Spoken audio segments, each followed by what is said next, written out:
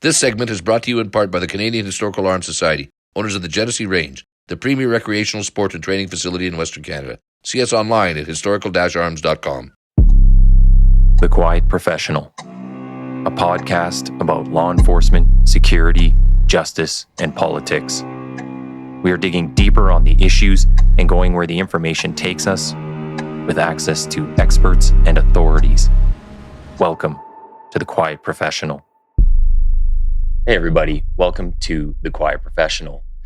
Today we're going to be talking about personal transformation, the art of storytelling, and how to convey these messages meaningfully. For that, I have Adam Davis on the show. Adam is a former law enforcement officer, award-winning best-selling author, and nationally recognized keynote speaker. Part of his story revolves around conquering addiction, suicidal ideation, and life's most smothering battles. His story has reached over 1 million lives across the United States and beyond. And since 2015, he has devoted his life to empowering first responders and leaders to overcome adversity and live a truly unconquered life. And your newest book is called Bulletproof Family, a 90-day devotional, which I just finished. I got to say, I think people should read this. It was really good. So thank you for writing that, and welcome, Adam. Nathan, thank you for the opportunity to be on, for the invitation, and I'm looking forward to our conversation. Thank you for having me. I think you got a really unique story. So yeah, thanks for connecting. And I think people will take a lot from this. So, let's start where we do with quite a few of our guests and just kind of introducing you to the audience. Talk a bit about your story. So we'll start at the beginning, wherever that is for you. And we'll kind of run through some of the parts of your life that, maybe are most applicable to our conversation today. Yeah, so I have been a student of pain for most of my life. Some of that was because of the actions of others, and some of it because of my own stupidity. My story really begins as a child, and I will cover this at a high level view and kind of brush over some topics just because of the sensitivity. I'm happy to go in depth on some of it if you have follow-up questions. But my mom and dad divorced when I was a little boy, and shortly thereafter, I was left with a neighbor, an older male. He was no family, no relation to us whatsoever, for him to babysit me. And that started off pretty normal. And normal, watching the cartoons and eating cereal and playing outside and doing everything that a normal child should do.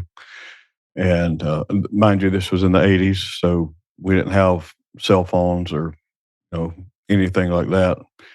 VHS, tapes and VCRs and console TVs that weighed like 500 pounds. And shortly after, I don't know, sometime later, it kind of turned dark, and he popped a VHS tape into the VCR, and it was my first exposure to pornography. I guess I was five years old then, and it wasn't long after that he started doing things to me like he was showing on TV or similar to. And so I guess the first time I was raped, I was between 5 and 6, and that lasted for a while. I don't know how long it went on. I know it was multiple times. And then my mom remarried a Pentecostal preacher. So I grew up going to church somewhere between 12 and 13 days a week. I was there all the time when the doors were open. When they weren't open, I was there all the time. So I grew up hearing about God and Scripture, and a lot of it was, if you do this stuff, you're going to go to hell. If you don't do this stuff, you're going to go to hell. And so I grew up with this mindset that you had to be good enough. You had to be a good boy, a good girl, a good man, a good woman. And it was more about morality and how good you could be. And then again at 15, I was left with another babysitter. And this time it was a woman in her 30s who was married, a leader in the church, and had children of her own. And a lot of deception, a lot of darkness. She'd make me these drinks with Bacardi and then we'd have sex. And that went on until my dad gave me a vehicle to drive, and I started going to a different church and told that lady that this didn't make any sense to me because she had told me that I was part of God's plan for healing in her life and blah, blah, blah, blah, blah. And a lot of emotional, spiritual abuse, sexual, a lot of manipulation, and a lot of stuff that has taken me a long time to unlearn and realize Hmm. that it was pure evil, that if it occurred in today's society, should have gone to prison. Both people, when I was 5 and 15. And I started going to a different church when I turned 16. Uh, and that created some conflict in the home. You know, I live with my mother. And one Wednesday night, I pull up at church and lock my keys in my car and call my dad. Dad's a man's man, and been a business owner 45 years now, and owned a auto collision repair center, tow truck company, and they pulled up on the tow truck one night, old tow truck. We don't even have it anymore. That's how long ago it's been. And I jumped in. I remember vividly reaching over and pushing the lock down, a metal lock. I pushed it down, and I don't know why I did that, but I did.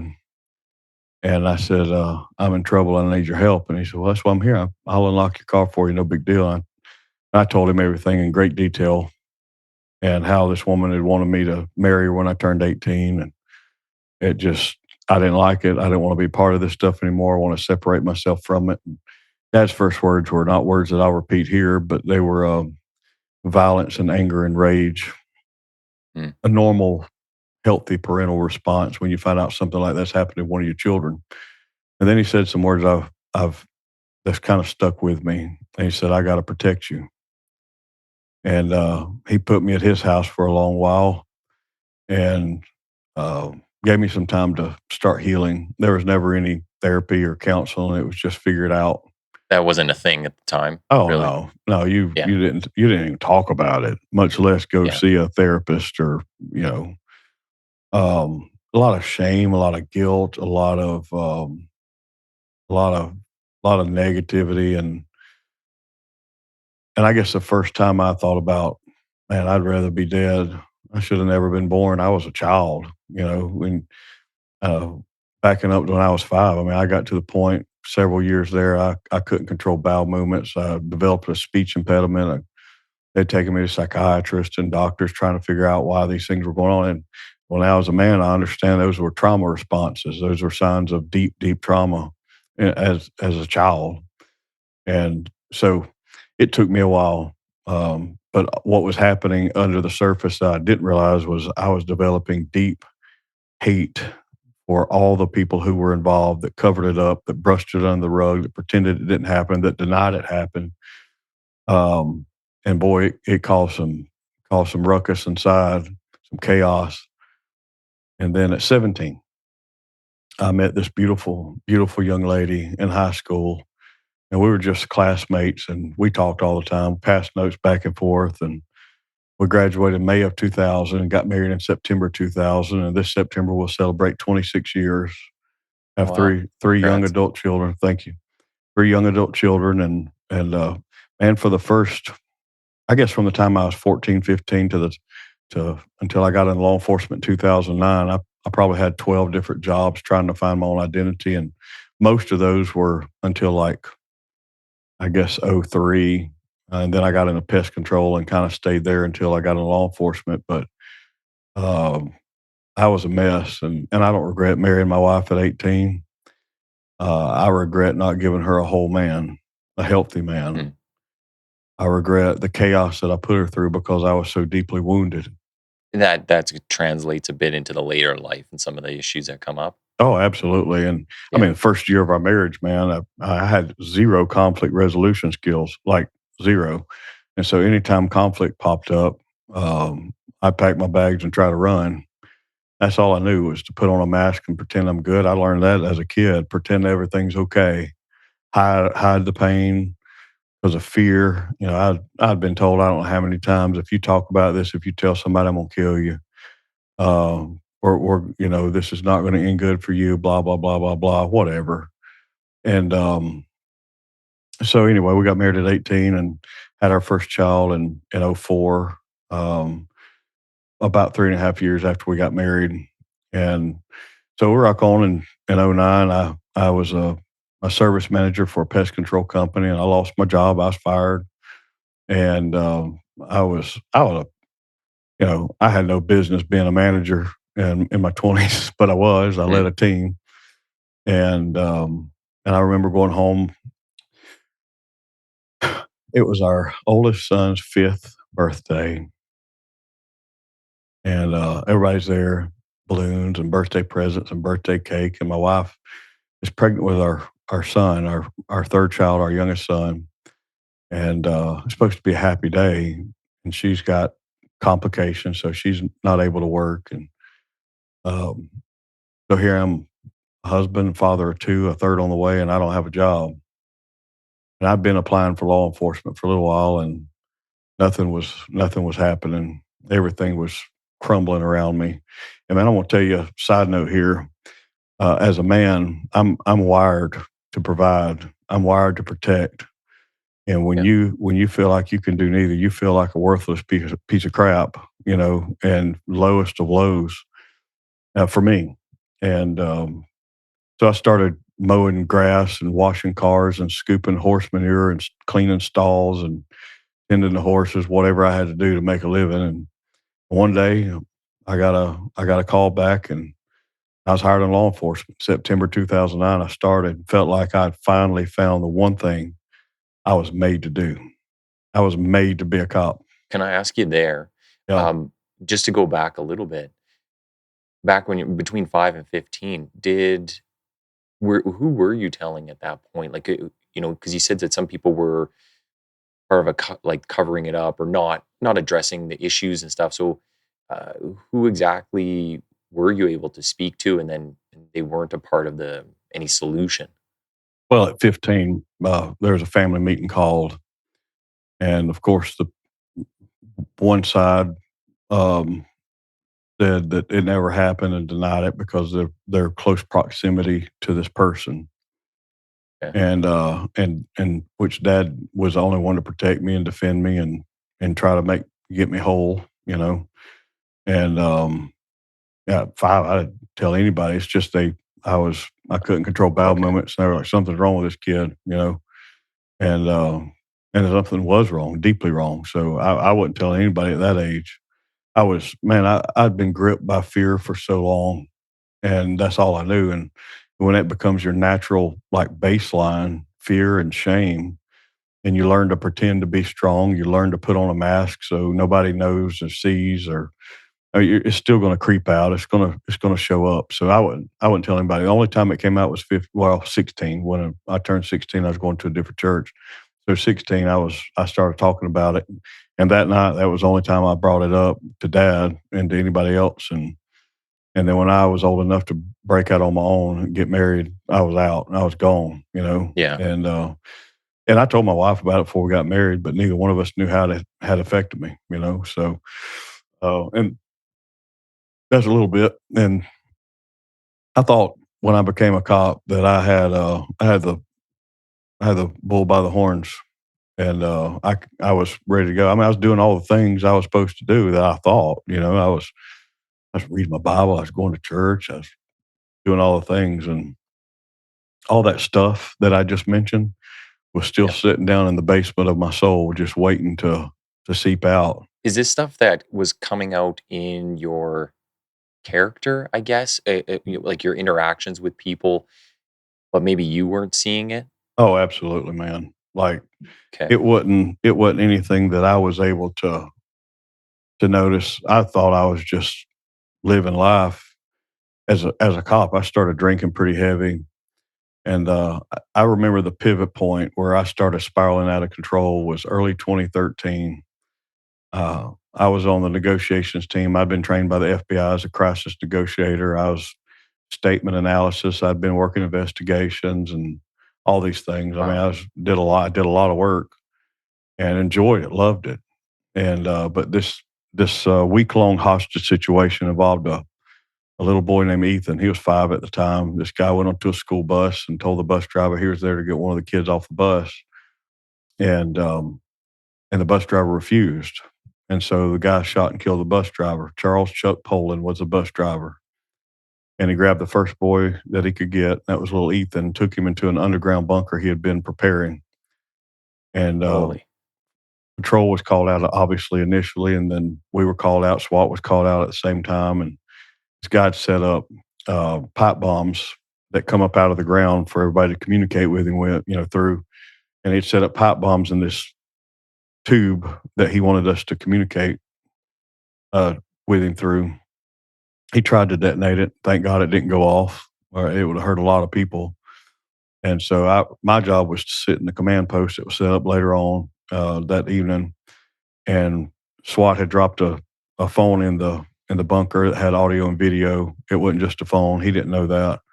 My job was to listen to his words, watch his behaviors, take notes, and pass along to my supervisor, who passed along to BAU. By that evening, man, we had agencies from everywhere, FBI, other supporting agencies. There was media from all over the country staged across the road. It was a scene, and I was nothing in charge. I was low on the totem pole. I was nothing. I was just there as a negotiator, and I'd go home and go to bed, and I'd wake up. My side of the bed is drenched, and I'm having crazy nightmares and sweats, and it freaked me out. I never had that before as a man. Yeah.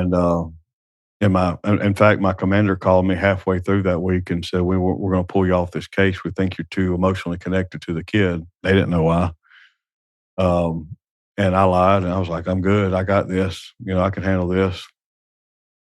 And that after that case ended, it ended as well as it could have. I don't know why it affected me, because bad guys eliminated, good guys nobody's hurt, and the little boy saved. It's a win. It's a good day at work, right? And but I started drinking a lot, drinking to feel the right things and to numb the wrong things. And it's a terrible strategy. It's totally ineffective. It's very destructive. And I guess about a year later or so, I'd come home from work. I took my gear off and I sat down in my recliner and I stared at a blank TV, numb and empty. And just that day, a guy had taken a 12-gauge shotgun and put under his chin, ended his life. There's a little girl raped and dealt with a evil human being that did that, and just the stuff, a regular day at work for a cop. And my wife, I remember standing behind me, little kitchen island at the house we were in at the time. And I remember her turning the water off. And she said, "Hey, babe, how was your day?" And wisdom has taught me that I should have said something to the effect of, "I had a really hard day. I don't want to talk about it. Let's do something different." I'm not trying to be, but I responded with a universal one-word answer that we've all given at one point or another: fine. Hmm. And that led into an argument. And so I did what I knew how to do best when I was sinking, when I was drowning, and I packed my bags and I went and stayed in a portable office building near my dad's shop. And a few days later, I got in my patrol car, got in my uniform, went to work, finished my block, and I backed my car into an abandoned gas station, backed into the front parking spot right in front of the building, just south of town. I pulled my service weapon out, I put it against my head, and I paused, which is probably one of the greatest miracles of my life, is the pause. And I yelled at God, or how I perceived him. And I said, I don't know where you are, if you can hear me, but if you have a plan for my life, you can have it. Otherwise, I'm out. And nobody knew, not a soul knew, that I thought about this from the time I was a kid. And everything come crumbling down. And in that moment, there's probably all kinds of reasons why this happened, and what happened in that moment, what I felt. I'm sure that there's like clinical explanations. I choose to believe that I yelled at God, and he heard me and he met me there. And this raging storm, this deep pit of despair and hopelessness, this anger, this hate, this resentment, this bitterness, all these nasty things, all this chaos instantly turned to peace in a moment. And I felt an embrace of a perfect love that I've never been able to compete with or compare with. And I went that afternoon and found my wife and told her what was going on and what had happened. And she looked up at me. She said, "Just come home." And that's what I did. And I started writing instead of drinking every night. And, you know, here we are. Well, one thing I want to ask too is before that point, were you an overly spiritual person, or was it more, like I feel like sometimes kids just go to church because their parents make them go to church For and sure. they're not really absorbing the messages or, the whole purpose of it, especially with the things going on in your background. Do you think you were, just going through the motions all the way up until that point? Like you didn't really, I don't know if it was taking it serious or understanding it, but it was different, right? Hmm. Like from that point on. Yeah, I think I was practicing religion. I mean, it was all I knew, Mhm. you know. And look, my perception of church, of faith, of God, of all that is so much different now than what it was as a kid and even as a young man. Um, I mean, literally, my whole life, it was all that's all there was. And it was a little small country church, which these things are easy to ignore and cover up in places like that. There's really no accountability if there's nobody willing to address it and call it out. And it happens, unfortunately, way too often. I'm not the only one. I realize that. And over a decade of sharing this stuff, there's been, I don't know, there's probably been thousands that have come to me after a live event and talked to me and told me their stories and or messaged me or whatever. I think I was sincere, as sincere as I knew how to be. But I didn't know what I didn't know. You know, all I knew was you got to be Yeah. good. You don't cuss, you don't drink, you don't smoke, you don't go to movies, you don't dance. I mean, it was a bunch of don't. But there really wasn't a teaching of how to actually know and have that personal relationship with a living redeemer, the way that I learned in a patrol car with a gun in my head. I feel like it's a lot of what's missing for younger generations, the youth in our Hmm. lives is they don't have the life experience. And once you start actually getting experience with some really, you know, life changing events, then you kind of can connect that purpose. And you talk about that a lot in your book.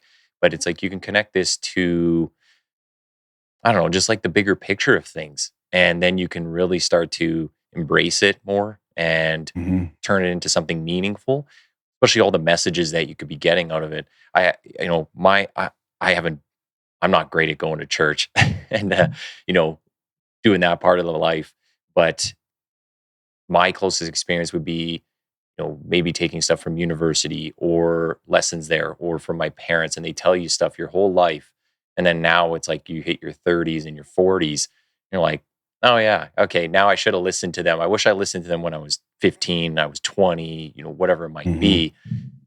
But I just lacked any of that contextualization of it, right? Make it tangible for you.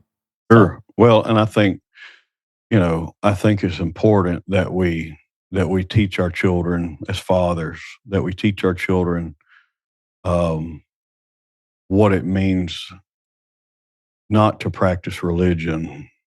And it's not all about church. I think church should be mhm, like a big family reunion and celebration once a week. I think it should be a time of rejuvenation, but it shouldn't consume every part of your being. I mean, that's all I knew. I mean, literally, I was there for every single meeting, for every moment, for everything. And if that's all you're doing, then I think you're missing the whole point of reaching people who don't know that love, who don't have mhm. that peace. And I don't go around beating people over the head and preaching to them. I share my story. I share the teaching the training that I have that I provided on resilience and whatever. Um, but there's a much better way. And I think that if Jesus were to walk into a lot of churches in America today, I can't speak for other countries, I think most people would ignore him. Yeah. I don't think a lot of people would recognize him because we're wired different, and but that's my perception. We go to a wonderful church. I don't do a lot. Most of my events that I do are in. I was in the world's largest honky tonk earlier this year, passing out devotionals with law enforcement and sitting there having conversations, meaningful, deep conversations, and hearing how many of these people struggle and how they're battling. And many of them would never have met me if I was in a church doing an event, And so I do them in conference halls, I do them in ballrooms at hotels and golf courses and country clubs and you name it, all over the place. And it's not because I'm completely against church. I'm not against it. I'm against religion. Yeah. And there's a significant difference. And that's obviously a topic for another day. But when you encounter this love that I encountered, number one, you're not going to be perfect. The disciples that walked with Jesus were not perfect, and they walked with him. They literally ate with him. They did life with him, and they were not perfect. They fell. They lied. They betrayed him. They did all these things. And we're going to do the same. But what it does is it's a reminder that the most powerful force in all existence that has ever existed resides right inside of us, and we have the capacity to know it and let it be known, and that is love. And love is the reason why cops get up every day and they put on their uniform and they put on their gear and they go work in a community where many people verbalize their hate and disdain for them, but they still go out and lay their life on the line for these people. And if there's any better example of love than that, let it be known. Yeah, I think that's a really good way of putting it. 'Cause I could tell you, cops north and south of the border have felt that. Oh, So, absolutely. you know, Absolutely. since 2013, and you have this change. Uh, when at what point do you be able to? What point do you come to be able to tell your story, Yeah. especially with depth and like obviously details and stuff? Like when I was reading Bulletproof Family, I mean, you have some points in there where you speak about your own situations. Um, but I mean, it's not easy, and it's especially not easy on like a big platform to Mhm. give out all this information, whether it's embarrassment or shame or whatever it might be. But how do you get to a point where you can actually talk about this stuff Yeah. openly? You know, I think writing was in the early days for me was therapeutic to a degree. And I wasn't writing anything organized. I was just dumping my thoughts out. And boy, it felt amazing. It felt so good. Right. Writing for me makes me feel alive. Hmm. And like music makes me feel alive, but people don't want to hear me sing. People like to hear me speak. They love my books. They read my books. Hundreds of thousands of people do. And I guess over the years of writing and processing, I started these different practices. Number one, of prayer and meditation, not meditation in the Eastern sense, but meditating on various scripture and praying. And I incorporated some different tools. One is something called EFT, Emotional Freedom Technique, or tapping, which incorporates pressure points on your body and either psychology or scripture. And so I started dealing with that and using these tools and these methods. Um, and and I didn't seek out these opportunities. I've never once submitted a proposal to speak. It's all word of mouth that people come to me and ask me. That's how it started, and that's how it is today. And if in the beginning, boy, it was hard. Man, it was. I'd be tired for days. Afterwards, it Mental was. exhaustion. I'm telling you, your body, when you're not healed, my body was producing the same chemicals and hormones as I was telling the story, like it was in the moment I was going. It was like I was going through it again. And Okay. so the Yeah. adrenaline dumps, the fear, the panic, the anxiety, all the stuff. My body was in fight or flight mode and survival mode. And so when I'd come off the stage, I'd go back home. I was just drained. I mean, tired down to my bone marrow. And then sometime I guess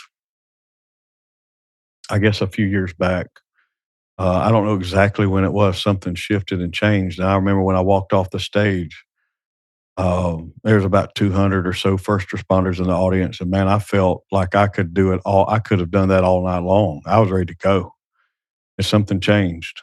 And I can't remember the exact point. I can't remember the exact time, but it's probably after I released the book Unconquered.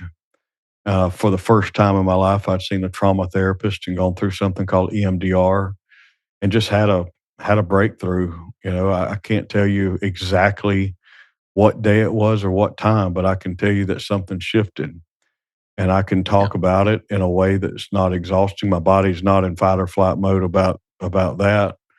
Um, but telling my story was never about me wanting to brag on the things I've done or been through. I'm never going to compare my past or my pain to yours or anybody else's. I do it because I don't want to waste the pain. I don't want to waste it. I always felt like if I could find a way to use this for good. I think after the first time, the very first time, which was in a very not a small church, it was a decent sized church down in the panhandle of Florida. I got up and spoke. No, I actually, let me back up. The first time I ever spoke about it was in the very church it all happened.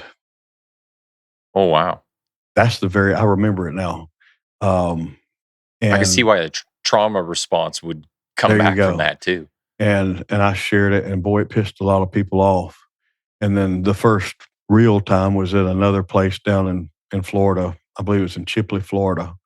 I went down and spoke and shared it there. And this man walked up to me and he said, "Young man," he said, "I've been a good husband to my wife for 47 years."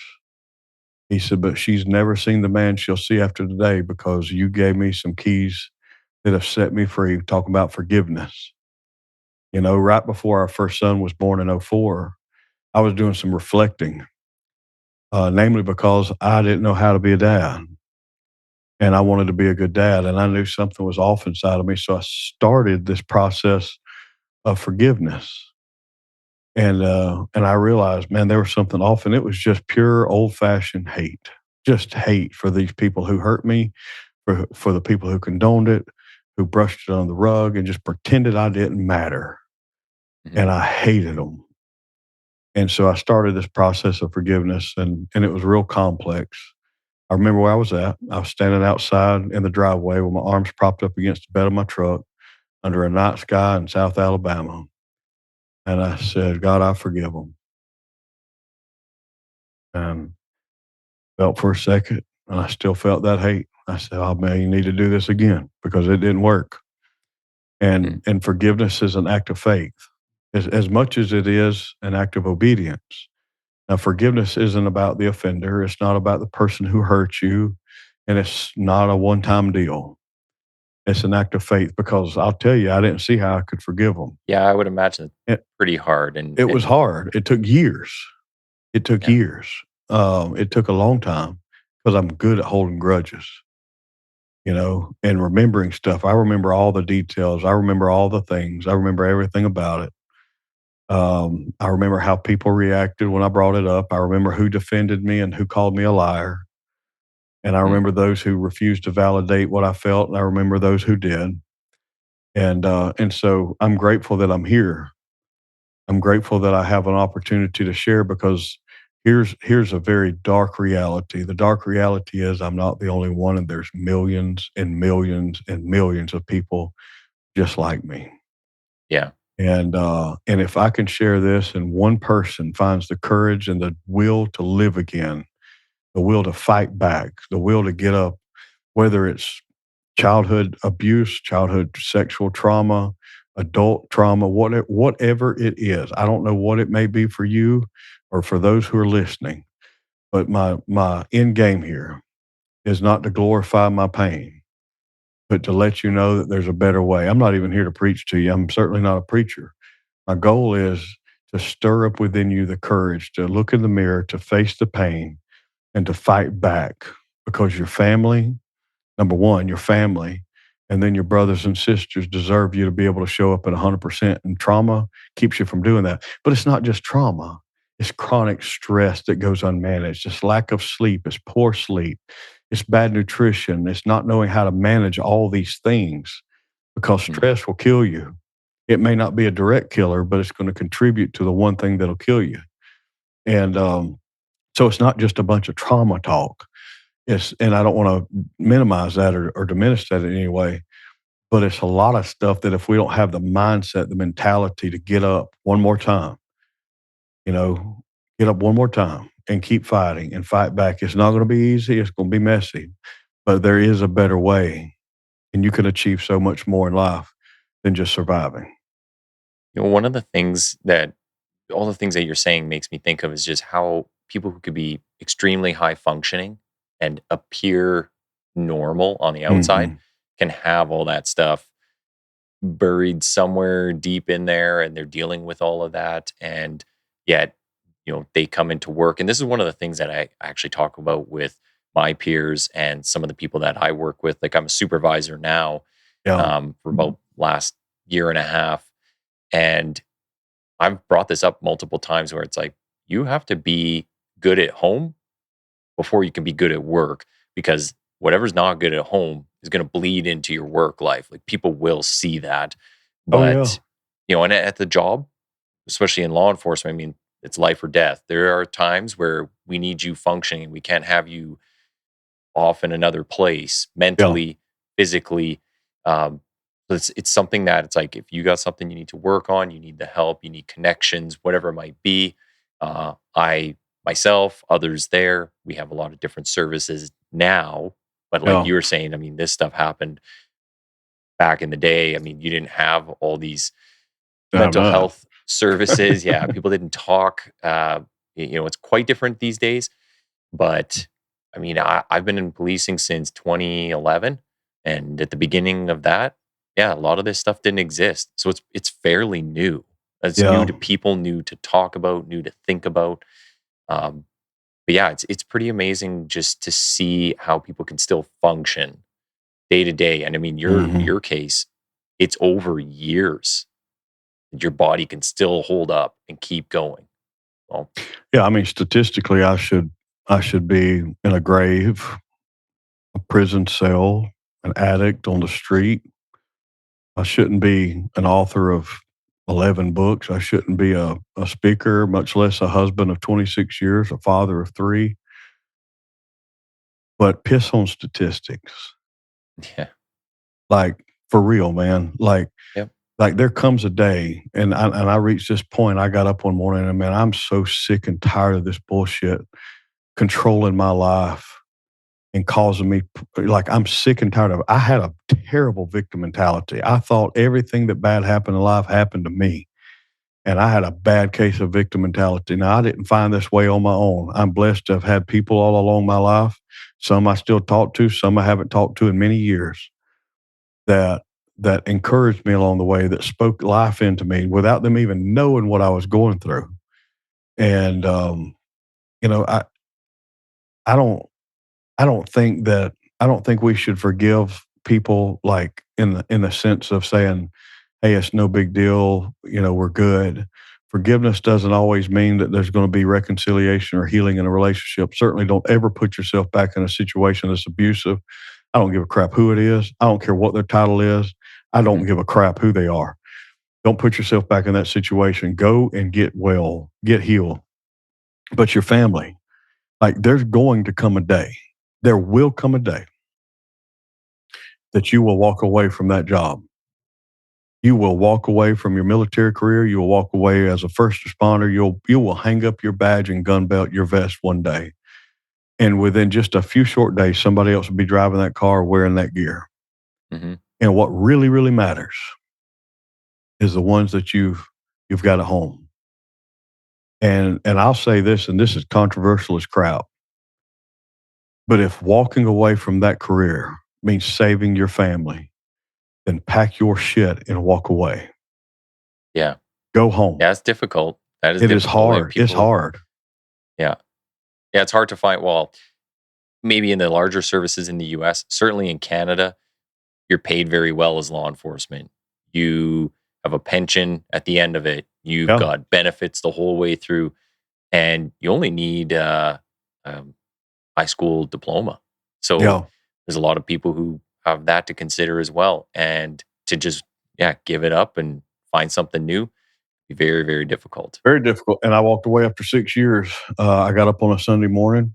I was putting my gear on, and I heard this. It wasn't audible. It was just inside my head. But what I've attributed to being like the still small voice of God that had led me around some corners and different dark places and kept me safe a lot of times. But I got up that morning and getting ready to go to work, and this voice said, "Today's the day." And what's weird Mhm. is I knew exactly what that voice meant. I was trying to stay in law. Like I wasn't pushed out. I wasn't punished. I wasn't given an option to be fired or resign. Everything I was rocking, man. I was getting after it. I had applied for federal and state jobs to kind of improve my career there um, and do some things at a higher level. But I didn't want to walk away from law enforcement. For like I said earlier, it was the one career, one calling that I answered that felt like, man, I was made to do this. The camaraderie is what I miss more than anything now. Mhm. I miss that deeply, but I couldn't have been able to do what I've done over the past decade or so had I stayed. But walking away, I remember going and filling out my paperwork that morning. Man, I bawled my eyes out. Grown man, I bawled my eyes out. And people called me crazy. They called me lunatic. They said I couldn't hack it. I mentally couldn't hack it. All these things, but they had no idea the direction I was going. And I don't know any other way to judge whether that was a good or bad decision than to look at the impact that's been made over the past decade. Did you have anything lined up at the time? Did you have anything You know, planned out? I'd written and self-published my first book February 1st of 2015, and that had created some really neat opportunities for me. Nothing like life-changing, like drastically. I wasn't like over here bathing in money or nothing, but Mhm. I mean, I was making almost $16 an hour as a cop, taking care of a family of five. And so because I didn't have a lot of money, I had to teach myself how to do all these things: book cover design and a layout, the book for print, for ebook, designing my own website. I mean, I had to learn how to do all these things, and so I did. And people started seeing it, and they were like, "Hey, we'll pay you, $2,300 a month or $2,300 to build a website." Well, that was more than I was bringing home a month most time. Hmm.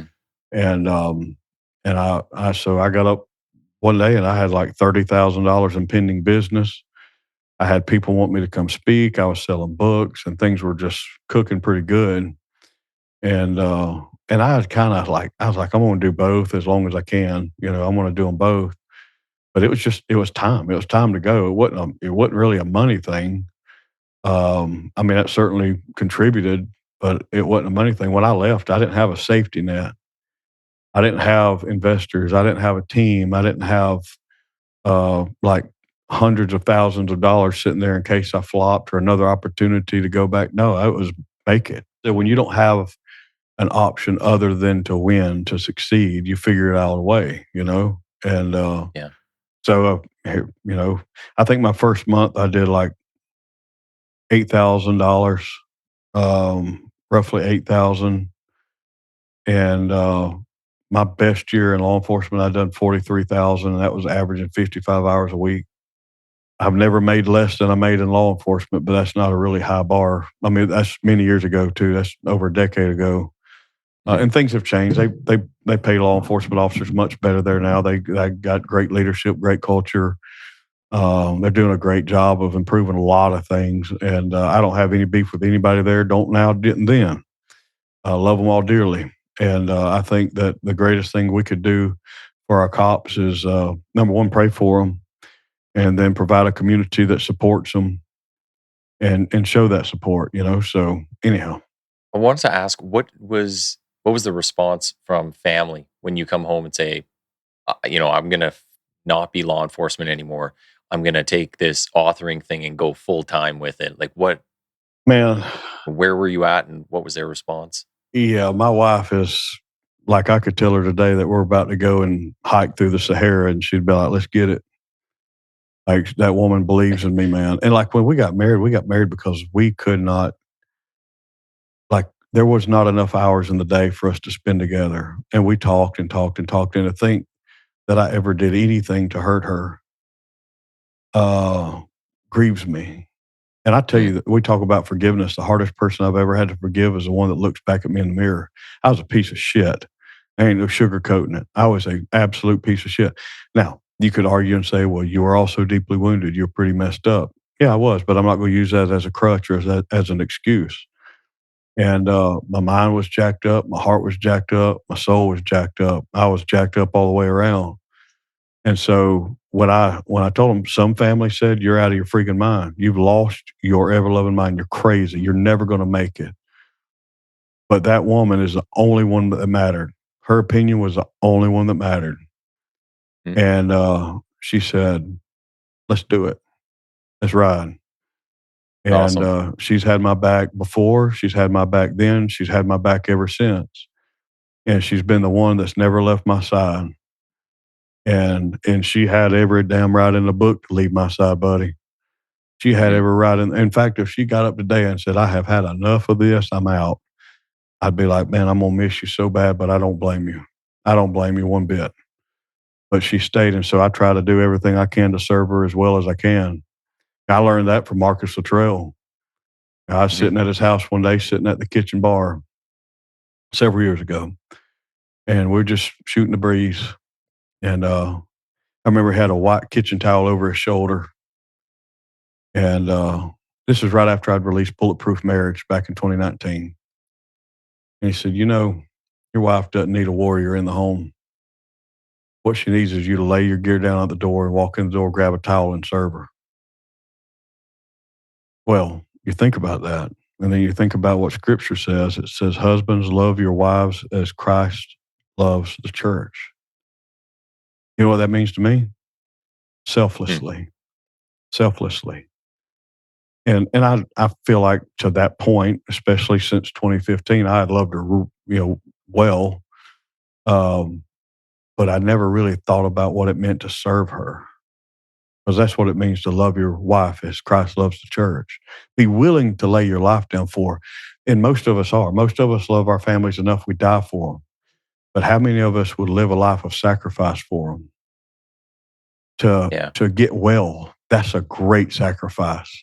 To do everything in your power, to use every available resource to make sure you're squared away mentally, physically, spiritually. And that is how you become a legend. That's how you break generational curses.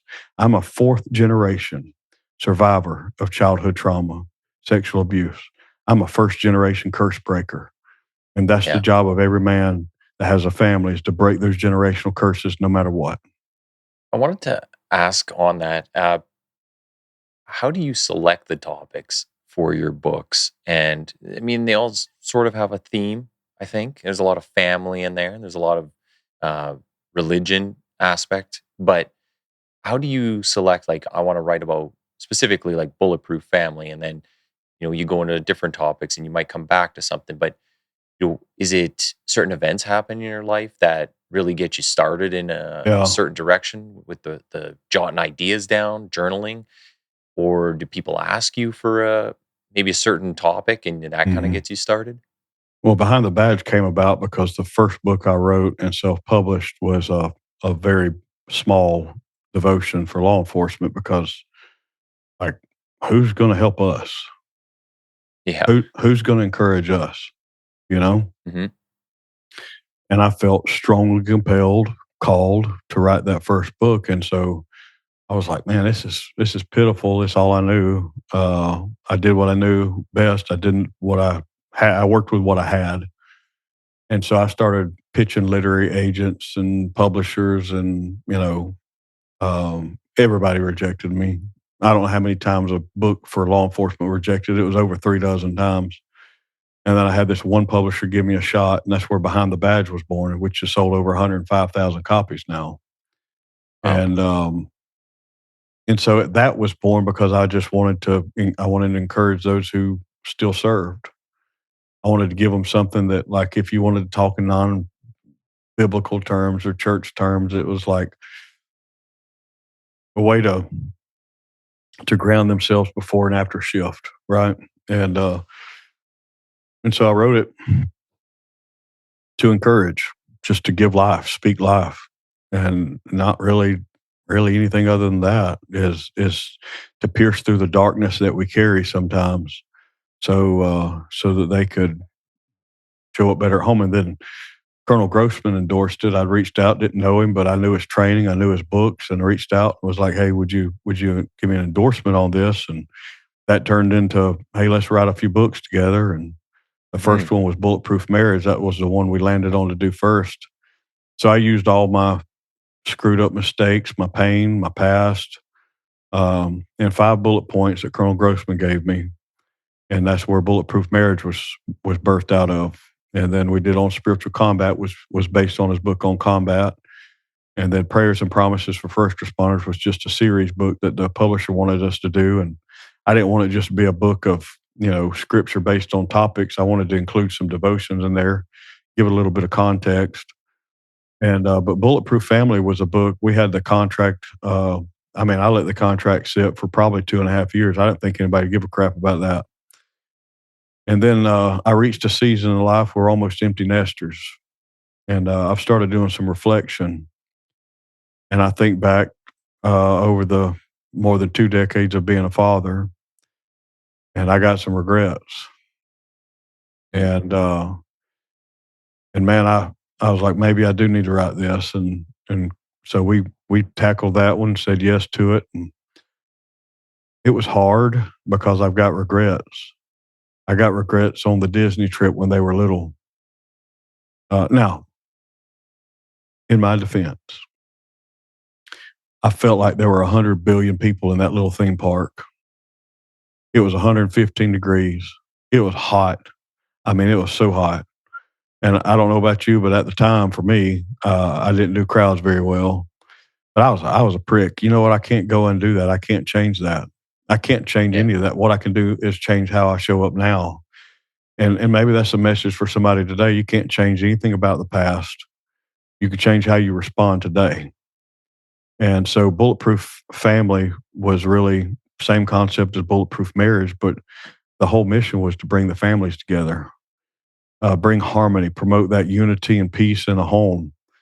So many of us go to work, we go on duty, we try to deal with domestic violence calls while we got chaos in our own home, And so they're birthed out of my own experiences, but a lot of times it's based on conversations that I hear, and I keep hearing a certain theme as I travel and speak or talk to people. I hear it so many times, like, okay, I can take a clue. Something's going on here. Yeah, I got to get to this, right? For people, right? It's across the nation. Yeah, if I'm hearing it more than probably, I'd say 6 times or so, then there's a theme to explore there. And I tell you, one I've had a number of times from guys is, how do I pray? How do I study the Bible? How do I lead my family? And so I addressed some of that in Bulletproof Family. I talked about it in my book, Unconquered, that released in 2023. Got me invited on Good Morning America and all across the country. And so I talk about some real practical stuff, not in a religious sense, but in a very practical manner. My whole story I put in that book, Unconquered. But Bulletproof Family was really, maybe I can help somebody else not have the same regrets I had. And really, that's just how I showed up at home. I show up great on duty, and my family just got what was left. I'll never forget one day I was in a mood, and my wife grabbed my kids and she said, "Let's leave Daddy alone. He's having a bad day." And we're taught as law enforcement professionals to control our emotions. You can say what you want to me, not gonna bother me. You put your hands on me, it's a different game. Mhm. But boy, I couldn't control them at home, and I wasn't verbally abusive.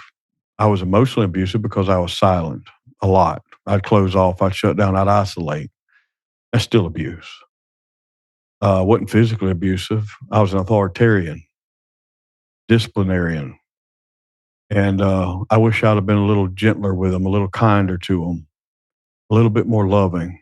Because at the end of the day, I'll tell you this. I'll back up. Shortly before I left law enforcement, I had 2 dreams. And these dreams stick with me today. In the first dream, I was laying in a coffin casket. I was laying in a funeral home chapel, and I could smell the universal smell, I think, of every chapel in a funeral home. And I could hear people murmuring around me. I couldn't hear what they were saying, but I could hear murmuring. And I remember laying there, and all of a sudden, it sounded like two fingers snapped, and it sounded like thunder. And this voice spoke and said, "Did you do what I created you to do?"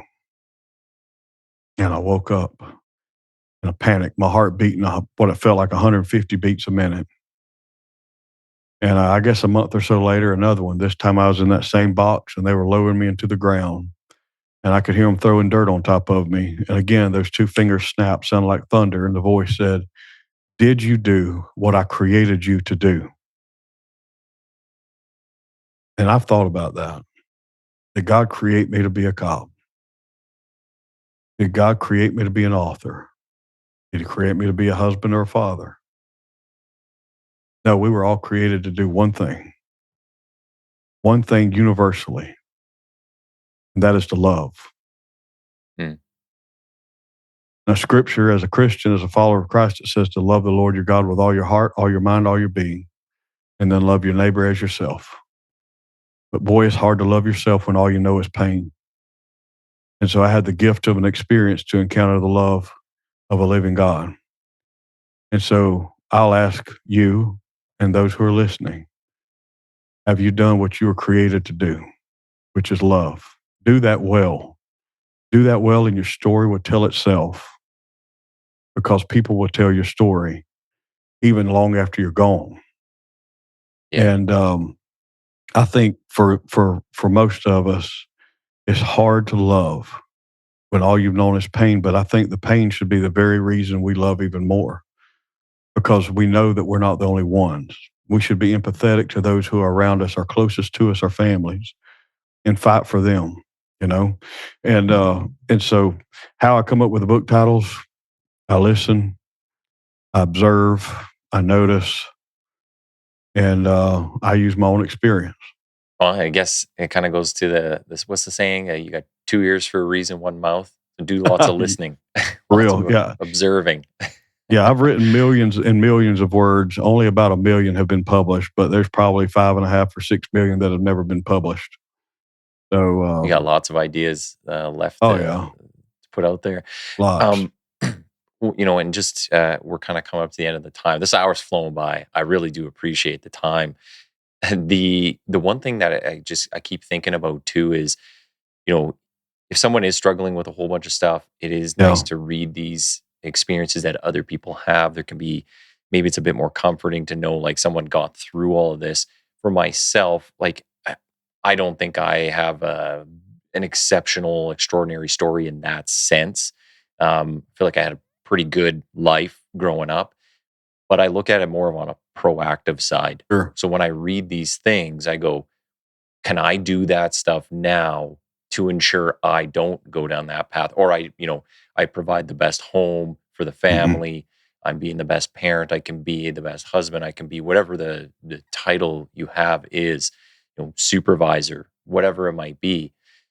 But you do it in a proactive sense. So there is something to be had from reading these books, these stories, listening to your podcast. I mean, there's a lot to learn, even if you didn't go through that stuff, but you can help others and yourself to some degree. So I think there's, just everybody can take something from it, and it's very important to take those lessons. Sure. Um, and I'm a person who I harp on here on proactive side of things when I talk about law enforcement.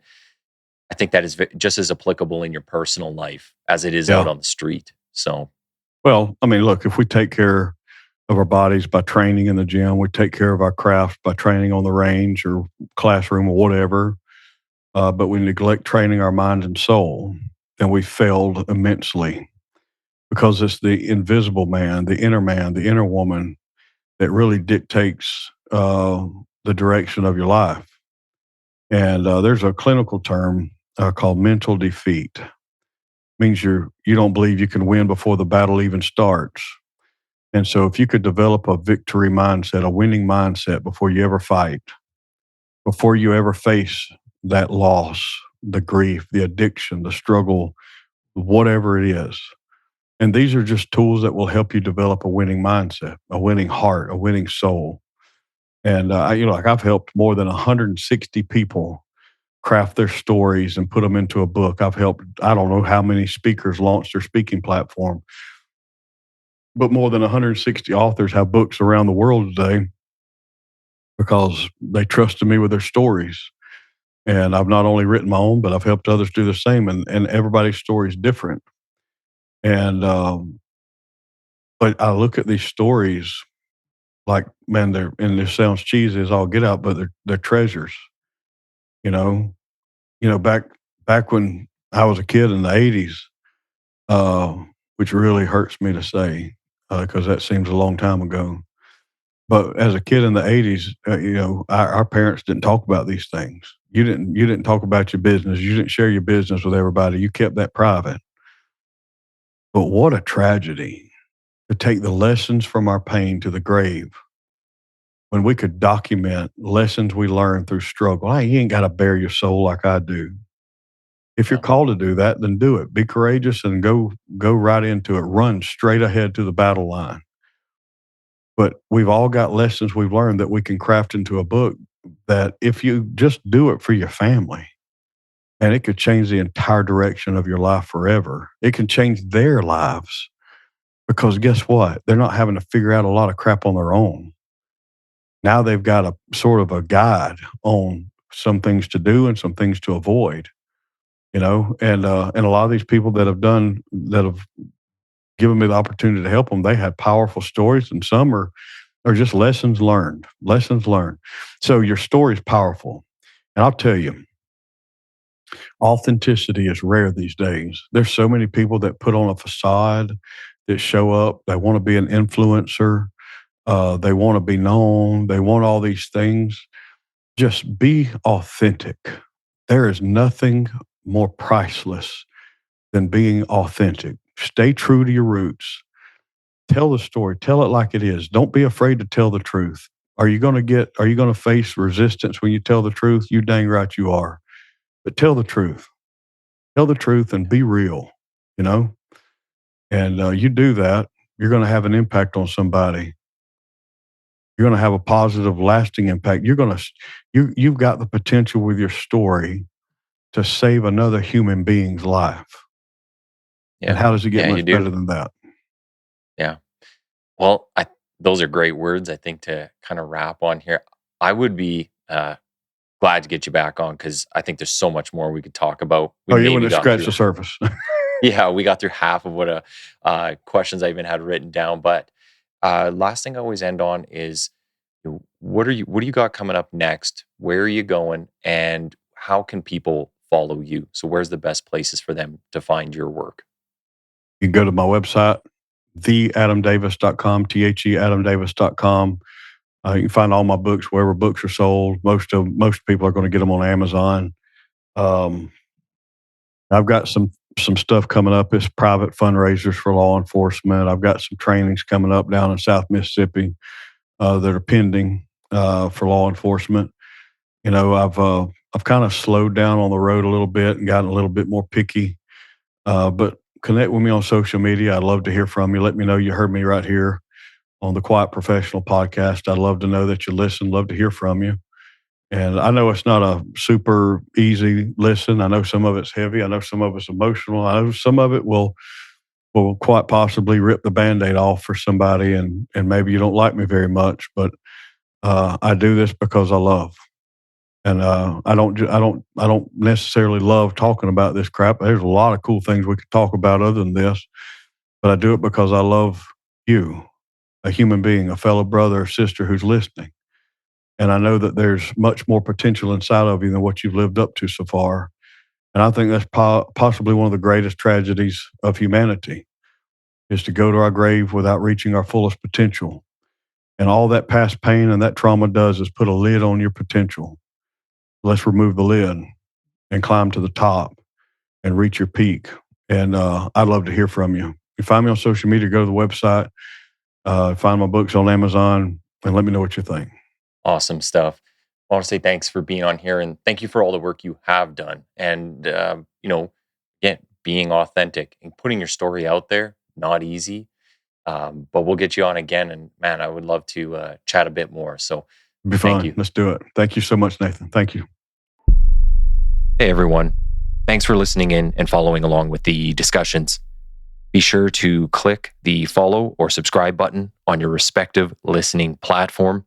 Also, check out the Quiet Professional on X and Instagram under TQP780. And most importantly, please share where you can. Everyone has a part to play in getting these education and information pieces out there, so pass it along. Thanks again.